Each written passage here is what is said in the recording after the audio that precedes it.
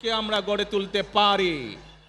প্রিয় ভাই বোনেরা, আমার সাথে আজকে মঞ্চে এখানে বহু জাতীয় নেতৃবৃন্দ বসে আছেন। আসুন আজকে আমরা দুহাত তুলে আল্লাহর দরবারে দোয়া করে আল্লাহর রহমত আমরা চাই।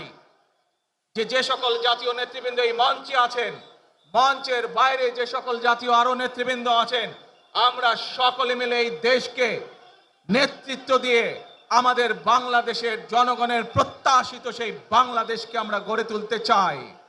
আমাদেরকে যে কোনো মূল্যে আমাদেরকে এই দেশের শান্তি শৃঙ্খলা রক্ষা করতে হবে। যে কোনো উস্কানির মুখে আমাদেরকে ধীর শান্ত থাকতে হবে। প্রিয় ভাই বোনেরা, আমরা দেশের শান্তি চাই, আমরা দেশের শান্তি চাই, আমরা দেশের শান্তি চাই। প্রিয় ভাই বোনেরা,